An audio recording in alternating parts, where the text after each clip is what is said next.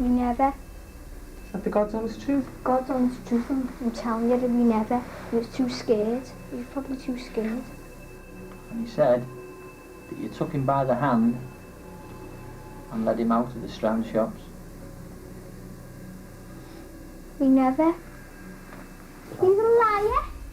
Calm down. Oh my gosh. All right, come on. It was February 12th, 1993, an ordinary day inside the New Strand Shopping Centre in Bootle, England. A 2-year-old boy named James Bulger held his mother's hand as they browsed stores together. Just a few minutes later, that same child would vanish. 2 10-year-old boys, Robert Thompson and Jon Venables, were seen calmly walking him away. What looked like childish mischief quickly turned into one of the most shocking crimes in British history. Hours later, James's lifeless body was found near a railway track, beaten, tortured, and left to die. How could 2 10-year-olds commit such a horrific act? What made them capable of cruelty far beyond their years? This is not just the story of James Bulger's murder. It's the story of a nation that was forced to confront the darkness that can exist even in the smallest of hearts. James's life in the Bootle community. James Patrick Bulger was born on March the 16th, 1990 in Kirkby, Merseyside. He was a bright, curious little boy, known for his sweet smile and boundless energy.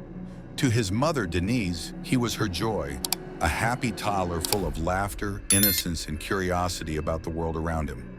Bootle, where the family often shopped, was a working-class neighborhood. People there knew one another, and the shopping center was considered a safe place for families to spend an ordinary afternoon. No one could have imagined that within those walls, one of the most disturbing crimes in modern British history would unfold. The day James disappeared, everything changed. What was once a busy but safe neighborhood became a place haunted by fear and disbelief. Parents who once let their children play freely began holding them closer. The community's innocence was lost forever. The abduction. It began with 2 10-year-old boys skipping school, Robert Thompson and Jon Venables. Both came from troubled backgrounds marked by neglect, family dysfunction, and behavioral issues. They roamed the shopping center aimlessly, stealing small items and looking for trouble. But that day, their mischief turned into something far darker. CCTV cameras captured them watching children, seemingly searching for a target. When they spotted James Bulger, momentarily separated from his mother, they saw an opportunity. They took his hand, told him they'd help him find his mom, and calmly led him out of the center. Witnesses saw them walking with James, but no one intervened. Most assumed they were older brothers. For over 2 miles, the boys led James through busy streets, a canal path, and residential areas. Some people noticed the toddler crying or stumbling, but again, no one stepped in.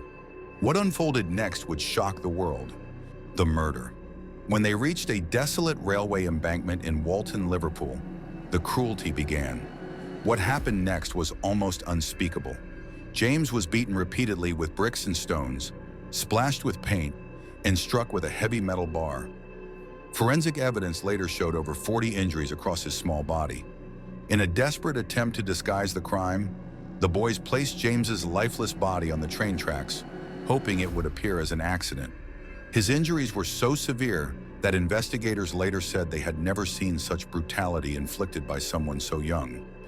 When James's body was discovered 2 days later, the nation was gripped with horror. The question everyone asked was the same: how could children commit something so monstrous? The investigation. The discovery triggered one of the largest manhunts in UK history. Police reviewed hours of CCTV footage from the shopping center. Then came the crucial moment: the grainy image of 2 boys leading James by the hand. It was the evidence that broke the case open. Tips flooded in from the public after the images were released. A woman recognized the boys from the footage. Robert Thompson and Jon Venables, both 10 years old, both known for causing trouble in their school and neighborhood. When police arrived at their homes, the boys' mothers were in disbelief. During questioning, inconsistencies began to appear in their stories. Eventually, both boys confessed. Their calmness and lack of remorse stunned detectives. What they described was chilling: acts of deliberate violence, carried out step by step. The country struggled to understand what had gone so terribly wrong inside the minds of 2 children. The trial. The trial of Robert Thompson and Jon Venables began in November 1993 at Preston Crown Court. For the first time in British history, 10-year-old defendants were tried for murder in an adult court. They sat in the dock barely tall enough to see over it, surrounded by press and armed officers. The prosecution argued that the murder was premeditated and motivated by a desire to inflict pain and power. The defense countered that the boys were products of neglect and emotional instability, incapable of fully understanding their actions. But the evidence, the forensic details, the confessions, and the pathologist's report painted a picture too horrific to dismiss. On November 24, 1993, both boys were found guilty of the abduction and murder of James Bulger. They became the youngest convicted murderers in modern British history. The judge described the crime as unparalleled evil and barbarity. They were sentenced to be detained indefinitely, with a minimum term of 8 years later increased to 10. Aftermath and public reaction. The verdict did little to ease the nation's grief. Across Britain, the public was divided. Some saw the boys as evil beyond redemption, while others viewed them as victims of broken homes and failed systems. For James's family, the pain never faded. His mother, Denise, later said, "They didn't just kill my child, they destroyed my life." The case forced society to ask hard questions about how children learn violence. Were Thompson and Venables born with evil tendencies, or were they shaped by neglect and exposure to abuse? Psychologists, criminologists, and moral leaders debated endlessly, trying to understand what could turn two young boys into killers.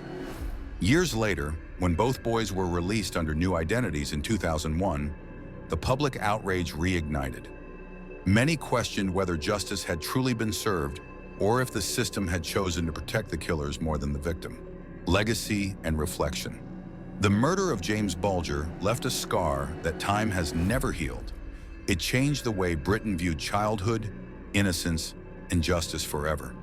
When two 10-year-old boys, Robert Thompson and Jon Venables, were convicted, the country was forced to confront a truth it had never wanted to face, that even children could commit acts of unimaginable cruelty. This case sparked national outrage and a deep moral reckoning about how society should handle juvenile crime. It led to fierce debates over the age of criminal responsibility, still set at 10 in England and Wales, and whether a child that young could truly understand the gravity of murder.